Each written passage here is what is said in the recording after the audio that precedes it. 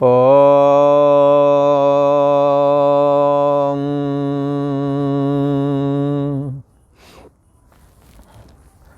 श्री योग वासिष्ठ के स्थिति प्रकरण में श्री वशिष्ठ जी महाराज बोले, हे राम जी, जितने की भूत जात हैं, भूत जात का मतलब प्राणी मात्र, जितने भी प्राणी मात्र हैं वे सब चेतन रूपी तागे में मोती पिराए हैं। जैसे धागा होता है और धागे में मोती पिरोए जाते हैं, उसी प्रकार से जितने भी भूत जात हैं, भूत जात माने प्राणी मात्र, जितने भी प्राणी मात्र हैं वो सब कैसे हैं? चेतन रूपी तागा से बंधे हुए हैं। और ये बात किसी से पूछने की आवश्यकता नहीं है, आप इसे अनुभव करें। आपका अहम भी बगैर चेतना के नहीं है। जो अहम जो तुम्हारे अंदर मैं हूँ करके जो स्फुरण हो रहा है, ये स्फुरण को कौन जानने वाला है?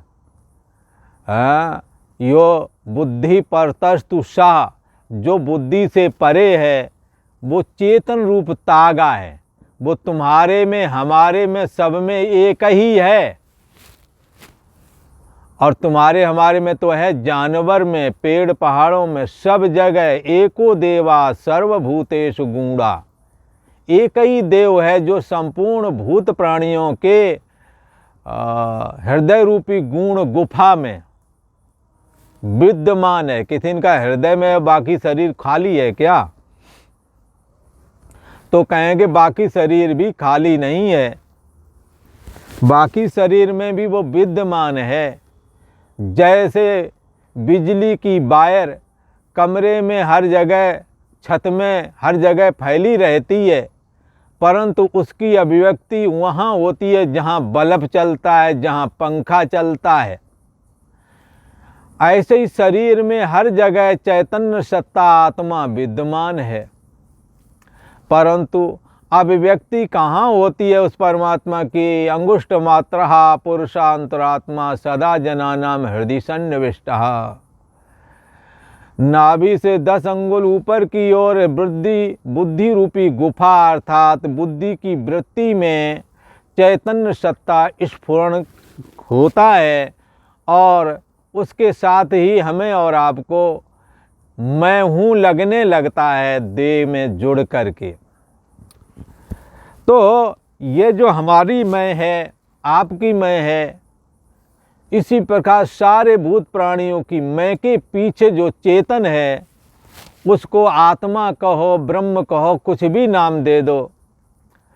ये चेतन रूपी, ये अहम रूपी मणियाँ, ये तागे, उस चेतन रूपी धागे, चेतन रूपी धागे में अहम रूपी मणियाँ पिरोई हुई हैं, इसी से बंधे हुए हैं।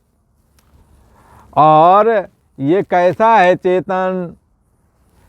त्रिलोकी का आभूषण रूप है।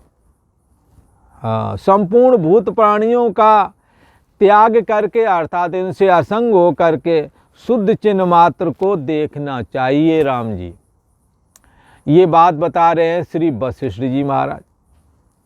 चेतन सत्ता सदा रहता है, इसलिए सत्य कहते हैं।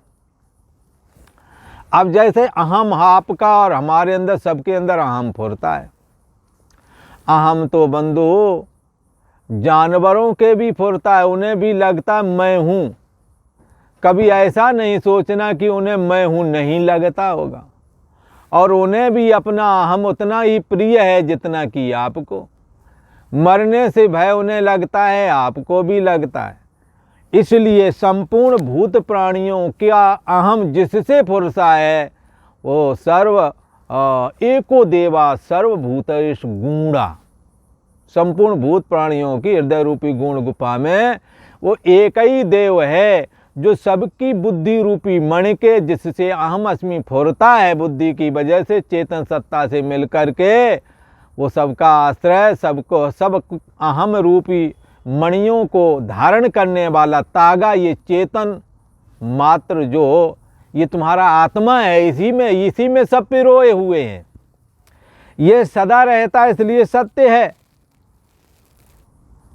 और कैसा है? नित्य, सदा बना रहता है। शरीर मन इंद्रियों के अभाव होने पर भी इसका अभाव नहीं होता, इसलिए सत्य है। इसके रहते अनेकों वृत्तियां बनती और बिगड़ती हैं, आती जाती रहती, पर ये कहीं जाता आता नहीं है, इसलिए कैसा है? सत्य है। और समस्त जगत के अभाव हो जाने पर, सोने जागने वाली चेतना के भी न रहने पर इसका अंत नहीं होता है, शरीर के मरने पर भी नहीं मरता है, इसलिए अजन्मा है, नित्य है, सदा रहता है। और कैसा है? व्यापक है। चेतनस चेतना नाम एको बहु नाम, समस्त अहम रूप जो चेतन है, सोने जागने वाली चेतना, यही अहम है सबके अंदर। इन अहमों को भी जो चेतना प्रदान करता है, ऐसा ये चेतन है, ये सभी अहम को धारण करता है, इसलिए इसको तागे की तरह बताया है। और ये शरीर मन आदि जो हमारे अंग हैं, शरीर मन इंद्रियां आदि, ये अशुद्ध हैं। अशुद्ध का मतलब कभी ठीक हैं, कभी बेठीक हैं, कभी शरीर स्वस्थ है, कभी अस्वस्थ है, कभी पवित्र है, कभी अपवित्र है। मन और इंद्रियों में भी विचार अच्छा चलता है, पवित्र मन है, विचार अच्छा नहीं चलता, अपवित्र हो गया। तो क्या है कि ये पवित्र अपवित्र, शुद्धि अशुद्धि से भी वो परे है। जो जिस चेतन की बात कर रहे हैं वो चेतन सबसे परे है, और सर्व भाव उसमें है। सारे भाव उसी का आश्रय लेकर के फुरते हैं। किसी ने कहा, महाराज भाव की, सर्व भाव की बात कहते हो कि उसी में फुरते हैं, तो ये सर्व भाव कौन से हैं? अगर ऐसा कहें तो एक तो भाव है मैं पुरुष हूँ, एक भाव है मैं मनुष्य हूँ, एक भाव ये भी है मैं स्त्री हूँ, मैं नपुंसक हूँ, ऐसा भी भाव किसी किसी को फुरता है। और जानवर को भी मैं हूँ का भाव फुरता है, पेड़ को भी मैं हूँ का भाव फुरता है, सर्प कीट पतंगों के अंदर में भी मैं हूँ का भाव फुरता है। तो ये सर्व भाव, जितने भी भाव हैं अहम अस्मि के, ये सब उसी में फुरते हैं। और किसी ने कहा नहीं महाराज वो तो फुरते ही हैं। अब आप शांत बैठे हैं, आपके अंदर काम का भाव आ गया, इसका आश्रय कौन है भाई? कामी आदमी कैसा दिखने में लगता है, उस समय उसका आश्रय कौन है? वही है, मन में काम आया है, इसलिए शरीर की चेष्टा और शरीर का रंग रोगन सब बदल जाता है उस समय कामी आदमी का। और इसी प्रकार क्रोधी आदमी का देखो, ये कहाँ से आया है? ये उसमें गीता में कहते हैं त्रिभिर गुण, तीन प्रकार के जो गुण हैं, उनसे उत्पन्न होने वाली जितनी वृत्तियां हैं, मत एवेति, मेरे से ही उत्पन्न होते हैं। भगवान कहते हैं कि ये मेरे से ही उत्पन्न होते हैं, ऐसा जानो। तो चैतन्य सत्ता आत्मा ही भगवान श्री कृष्ण का निज स्वरूप है, और वो ब्राह्मी भाव से ही गीता का कथन कर रहे हैं। यहाँ भी कह रहे हैं श्री वशिष्ठ जी महाराज राम जी से, हे राम जी, सर्वव्यापक भी वो चेतन ब्रह्म है, और सारे भाव भी उसी से पूरते हैं, चाहे काम क्रोध लोभ मोह आदि सबका आश्रय और प्रकाशक तो वो चेतन ब्रह्म ही है। इसलिए सभी भाव उसमें हैं। ऐसे भाव की सिद्धि ही नहीं होती जो उस चैतन्य सत्ता में ना हो। हे राम जी, वह त्रिलोकी का भूषण आश्रय भूत है, त्रिलोकी का आभूषण है ये चैतन्य सत्ता आत्मा। और जो चेतन आकाश में है, जो चेतन सूर में है, आकाश सूर में, आकाशस्थ स्थित सूर में जो चेतन है, वही चेतन पृथ्वी के क्षुद्र कीट में भी है। ये देखो आप, जो चेतन आकाश में विद्यमान जो सूर्य है, जो चेतन उसमें विद्यमान है, और वही चेतन पृथ्वी के अंदर बिल के अंदर विद्यमान जो कीड़ा रहता है, उस कीड़े में भी वही चेतन समाया हुआ है। जो चेतन आकाश में स्थित सूर्य के अंदर है, वही चेतन पृथ्वी के सूराक में कीड़ा जो रहता है उसमें भी वही है। जैसे घड़े का आकाश और महाकाश में भेद कुछ नहीं होता। हाँ, महाकाश में और घटाकाश दोनों एक ही है। घड़े की परिधि के अंदर आ जाने की वजह से महाकाश को ही घटाकाश कहते हैं। जैसे घटाकाश और महाकाश में दोनों में आकाश मात्र ही होता है, कुछ भेद नहीं। तैसे ही राम जी चेतन कहो, तैसे ही शरीर और चेतन में कुछ भेद नहीं। शरीर की उपाधि आ जाने से परिच्छिन्न भाव, परिच्छिन्न व्यक्तित्वपना, जीव भाव आ जाता है। तो यहाँ कहते हैं जैसे सब मिर्चों में तीक्ष्णता एक ही होती है, तैसे ही राम जी सर्व भूत प्राणियों में चेतनता एक ही अनुसूयित है। चेतनता एक ही सब में पिरोई हुई है, कोई दूसरा चेतन नहीं। इसलिए निह नानास्ति किंचन, यहाँ नाना नाम की किंचित वस्तु नहीं है। सब में एक देव ही समाया हुआ है, और उस देव का नाम है आत्मदेव। आत्मा की उपलब्धि का जो स्थान है क्या है? हृदय, जिसमें अहम अस्मि फुरता है। और क्या है आत्मा की फुरने का स्थान है? चक्षु, वाचम, मनो, वाणी, मन। हाँ, ये सब आत्मा की अभिव्यक्ति के स्थान हैं। तो आत्मा तो सब में समाया हुआ, पर अभिव्यक्ति नेत्र में, श्रोत्र में, वाणी में, मन आदि में, सब में परमात्मा की अभिव्यक्ति होती है। यहाँ कहते हैं हे राम जी, संपूर्ण भूत प्राणियों में चेतनता एक ही समाई हुई है। अनुभव से जानता है सभी में। अनुभवात्मक जो सत्ता है वो बुद्धि का होना, न होना, मन का सुखी दुखी होना, भूख प्यास प्राणों का, राग द्वेष आदि मन में क्या चल रहा है, ये सब जानता है। उस एक चिन्ह मात्र में भिन्नता कहाँ से हो? एक नूर से सब जग उपजा, कौन भले को मंदे। किसको भला कहें, किसको अच्छा कहें, किसको बुरा कहें। एक चिन्ह मात्र तत्व ही सब में समाया हुआ है। एक सत्य सत्ता जो निरंतर चिन्ह मात्र वस्तु रूप है। ये सत्य स्वरूप जो चेतन मात्र परमात्मा है, जिसको ज्ञान स्वरूप भी बोला जाता है, वो कैसा है? चिन्ह मात्र। जैसे सोने और जागने वाली चेतना राग और द्वेष से दूषित हो जाती है, काम क्रोध लोभ आदि दोषों से दूषित हो जाती है, शरीर मन इंद्रियों से जुड़ा होने की वजह से, परंतु जब विचार करके देखें तो एक सत्य सत्ता जो निरंतर चिन्ह मात्र है, अचैत चिन्ह मात्र रूप है, वो अचैत चिन्ह मात्र रूप सत्ता वास्तव में वस्तु रूप है। वही सब में विद्यमान है और बाकी सब अवस्तु है। चैतन्य सत्ता आत्मा ही वस्तु रूप है। किसी का वस्तु और अवस्तु को कैसे जाने?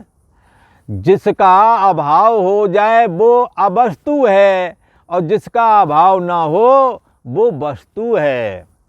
तो शरीर का अभाव और जागृत अवस्था का अभाव स्वप्न में हो गया, तो ये जागृत अवस्था और जागृत अवस्था का शरीर अब वस्तु हो गया, वस्तु निकला ही नहीं। फिर सपने वाला जगत और सपने वाला ये तुम्हारा देह भी दिखने लगा।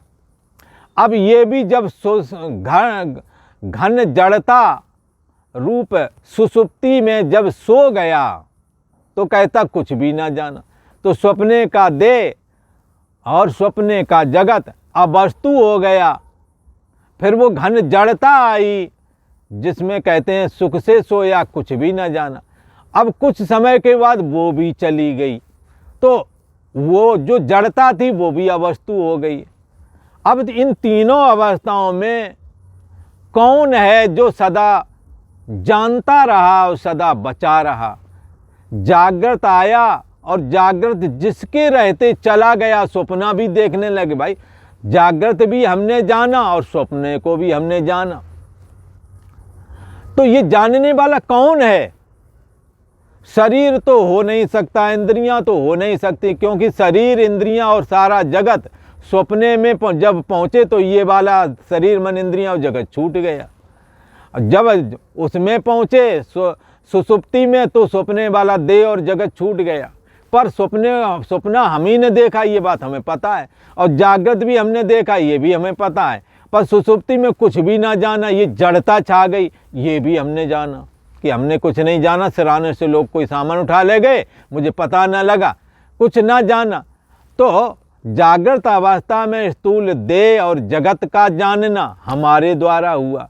फिर इसका ना जानना ये गायब हो गया, तो स्वप्न वाला देह और जगत हमारे द्वारा जाना गया। फिर सुषुप्ति में स्वप्ना और जागृत दोनों ही नहीं थे, एक जब विचित्र किस्म की जड़ता थी, उसको भी हमने जाना। ये जानने वाले का तो अंत हुआ ही नहीं। हाँ, किसका अंत हुआ? ये जानने वाला सदा रहता, इसलिए सत्य कहते हैं। और ये जानने वाले का जाननापना में अंतर नहीं आता, इसलिए इसको चेतन कहते हैं। सदा रहने की वजह सत्य कहते हैं, और जानने वाले की जाननापना कभी खत्म नहीं होता है, इसलिए उसको चेतन कहते हैं। और ये जो जानने वाला है ना, जो सदा रहता है, ये सदा प्रिय भी है। यही तुम्हारा अपना अस्तित्व है।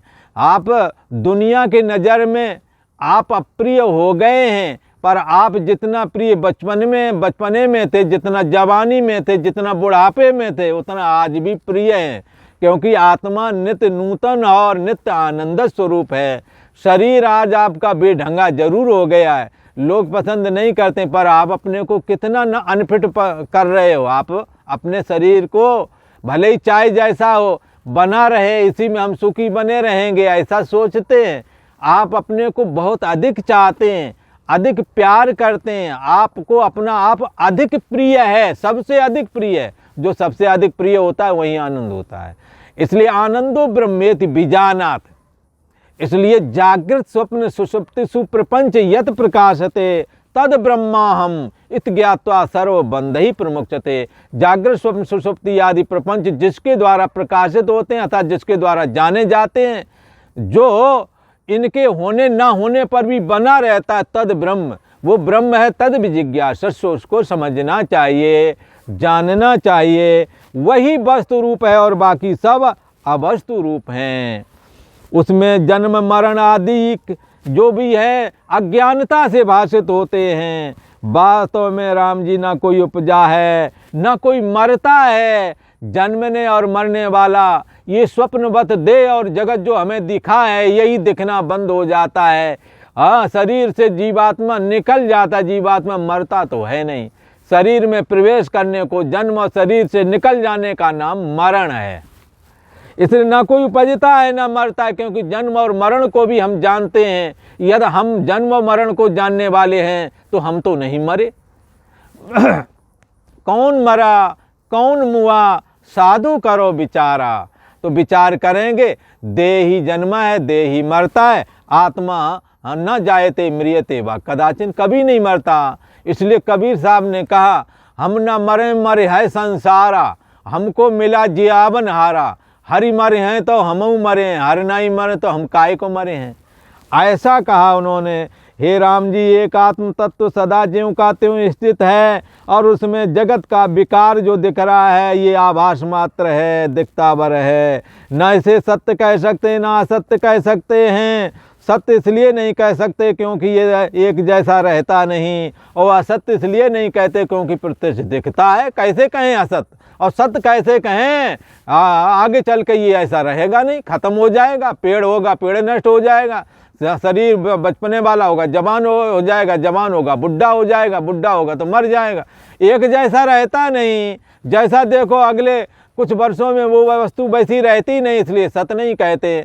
और असत कैसे कहें? सामने दिख रहा है, हाँ, इसलिए ना इसे सत्य कह सकते ना असत कह सकते हैं। हे राम जी, चित्त के पुरने से जगत खड़ा होता है। जब चित्त लीन हो जाता है तो जगत दिखना बंद हो जाता है। जब हम लोग सो जाते हैं, जो जगत को सत्य मानिए तो अनादि हुआ, इससे भी शोक नहीं बनता।